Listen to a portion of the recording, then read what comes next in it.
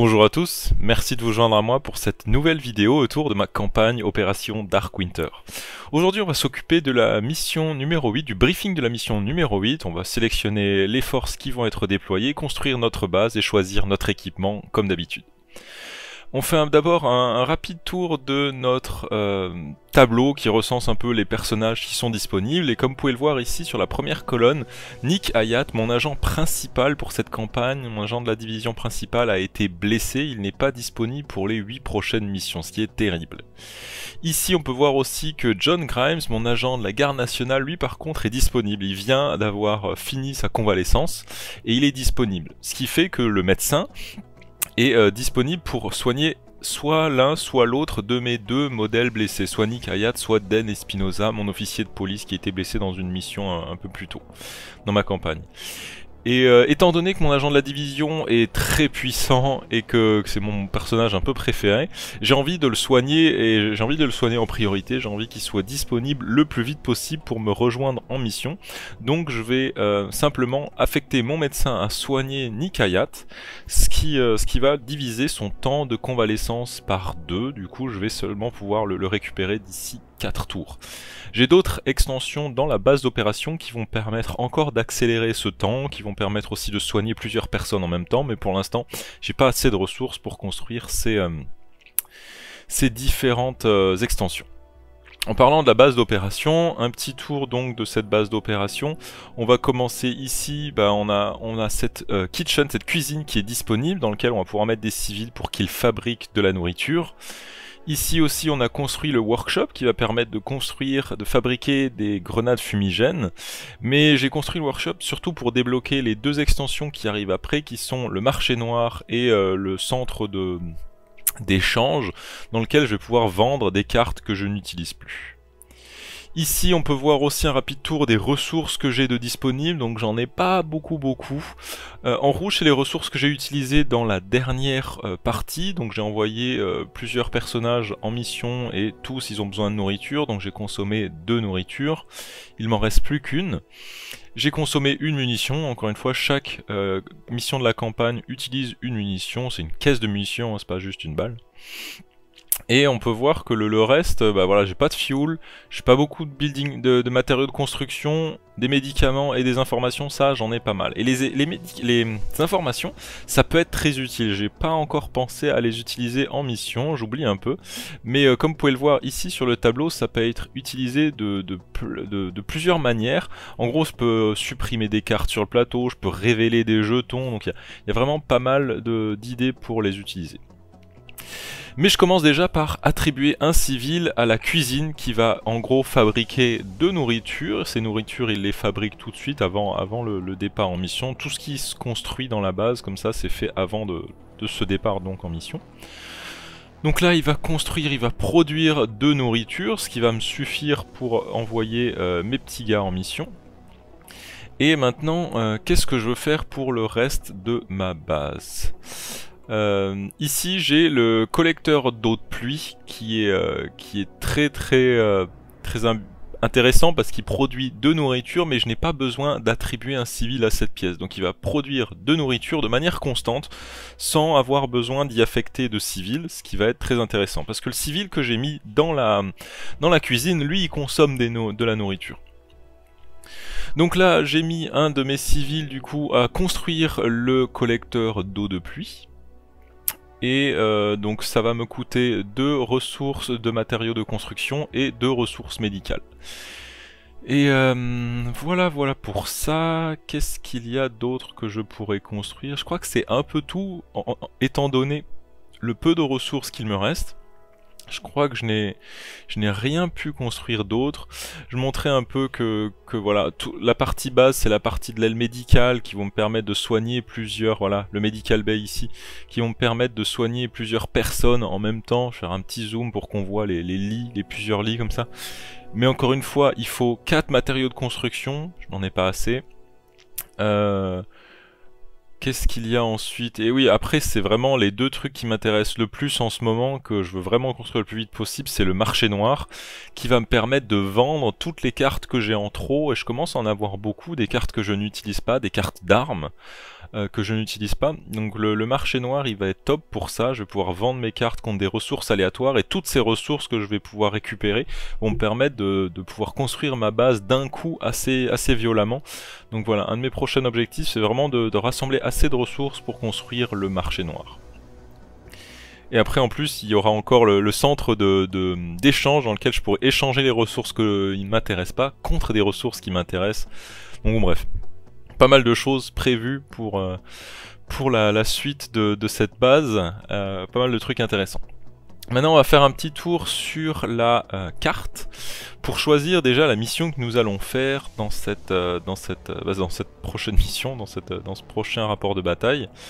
On va déjà commencer par un tour rapide des missions disponibles. On commence en haut à droite, on a le Navy Yard. En gros, les émeutiers, les railloteurs ont volé des véhicules de la JTF. Et si je récupère ces véhicules, ça me permettra de choisir le point d'entrée à chaque fois sur le plateau, ce qui peut être très intéressant. Mais ça consomme du fuel, donc c'est bon. Voilà. Sur Bedford Stuyvesant, il y a un agent de la division à récupérer. Ça peut être aussi très bien parce que voilà, j'en ai plus que un pour l'instant disponible. À Boerum Hill, je vais pouvoir récupérer, sauver le leader, le chef de la JTF, ce qui va donner un point de stat bonus à tous les agents que j'ai. Mais encore une fois, ce qui m'intéresse le plus pour l'instant, c'est d'avoir plus de monde dans mon équipe. Et ici, à Red Hook, il y a une patrouille de la JTF qui a été prise en embuscade par les railloteurs. Il y a 5 gars de la JTF, donc ça va être mon objectif. Mais il faut d'abord que je fasse la mission juste avant, qui est Carol's Garden. Dans cette mission, l'objectif c'est de sécuriser un bâtiment ennemi qu'ils utilisent un peu comme leur quartier général. Et ce bâtiment il va être sélectionné de manière aléatoire au début de la partie, c'est-à-dire que je placerai 3 jetons d'objectifs sur 3 toits en gros. Et quand je vais m'approcher d'un des bâtiments, je vais devoir faire des jets de détection dès que je suis en contact visuel avec la porte d'entrée. Et quand je réussis un jet de détection, je vais pouvoir révéler ce jeton d'objectif. Et ouais, on verra sur quel bâtiment on tombe. Et à l'intérieur, il y aura des 3 ennemis. Et il faudra juste que je tue ces 3 ennemis pour gagner la partie. Ensuite, je pourrai m'échapper. Et en objectif, je vais gagner un silencieux fait maison, un silencieux artisanal, ce qui sera très utile. Et une carte supérieure, ce qui sera aussi très intéressant. Donc maintenant un petit tour des gars qu'on a de disponibles. Donc on a ces 6 modèles ici, plus à droite on a John Grimes, l'agent de la garde nationale qui vient d'être fini de soigner, et au fond là-bas qui est couché on a Dan Espinosa, l'officier de police qui a été blessé au cours de la dernière mission dont cette équipe a participé. Et du coup son équipement maintenant est disponible. Il n'était pas disponible à la dernière mission, mais maintenant pour cette équipe il est disponible. Voyons voir. Là, on commence à avoir pas mal de cartes, on commence à avoir des combinaisons intéressantes, on peut vraiment commencer à s'amuser. Un petit tour des armes silencieuses, donc on a Alani Kelso ici avec un Uzi silencieux. J'ai pas encore beaucoup d'armes silencieuses dans cette équipe. J'ai le Uzi, j'ai l'AKM silencieux sur Jim Street, l'officier du SWAT. Et c'est à peu près tout. J'ai juste encore le pistolet avec le silencieux artisanal de Dan Espinosa. Du coup, vu qu'il est blessé, Dan, je vais pouvoir réattribuer ce pistolet à quelqu'un d'autre. Mais encore une fois, voilà, j'ai pas beaucoup d'armes silencieuses. J'ai seulement 2,5 en gros. 2,5 silencieux dans cette équipe. Il va vraiment falloir que je trouve d'autres armes silencieuses et que je les attribue à cette équipe. Donc là, le pistolet silencieux, j'ai décidé de l'affecter à Shane Walsh, qui a une assez bonne capacité de tir, donc c'est vraiment pour maximiser l'utilisation de ce premier tir de silencieux, car ce silencieux artisanal n'est silencieux que pour le premier tir, après il est détruit. Ensuite, pour l'instant, je lui ai donné cette M4 Soap Mode, qui est assez puissante, avec pas mal d'accessoires. Jim Street ici pour l'instant il a juste une AKM avec 2 accessoires, il faudrait quand même que je lui équipe une arme secondaire. Ensuite ici on a John Grimes, l'officier de la garde nationale, enfin le soldat de la garde nationale, lui il faudrait aussi que je lui équipe quelque chose, et ici ça c'est toutes les cartes que j'ai de disponibles. Pendant la dernière mission aussi, on a gagné cette carte, le Airburst Seeker Mine, qui est c'est une espèce de mine téléguidée qui suit l'agent de la division une fois qu'il est déployé, et puis après il peut l'envoyer comme une grenade. C'est très puissant, c'est très très bourrin. Du coup j'ai décidé de enlever le jammer, le brouilleur de Alani Kelso, et j'ai décidé plutôt de lui filer cette grenade offensive un peu, qui sera plus puissante. Du coup elle a 2 gadgets offensifs, ce qui est très cool. Par contre mon autre agent de la division, même s'il est blessé, lui il avait vraiment aucun gadget offensif. Donc voilà, Alani Kelso, elle commence à être très très bourrine. Ensuite j'ai juste posé la caméra pour un peu réfléchir à comment et à quelle carte attribuer tout le monde. Et voilà un peu ce sur quoi j'ai décidé. John Grimes, déjà, je vais le laisser de côté pour rejoindre mon autre équipe, vu que j'ai un agent de la division qui est blessé. Et voilà un peu comment j'ai décidé d'attribuer mes différents équipements. On commence ici par Francis Valenzuela, c'est un civil donc il est pas très bon en tir. Je lui ai donné un Fall Shorty qui a une très bonne létalité, et je lui ai donné en plus donc 3 accessoires, un viseur laser, un pointeur laser et aussi une poignée qui va permettre de faire de lancer à nouveau un dé s'il est loupé. Et en arme secondaire, je vais filer le Scorpion qui est en compact, donc il pourra changer à cette arme là sans avoir de soucis. Ensuite on a Murphy ici qui est équipé d'un RPK et d'un fusil à canon scié. Il n'a pas une très bonne défense, donc je lui ai donné aussi ses genouillères qui lui donnent un plus, en gros un plus 1 en défense.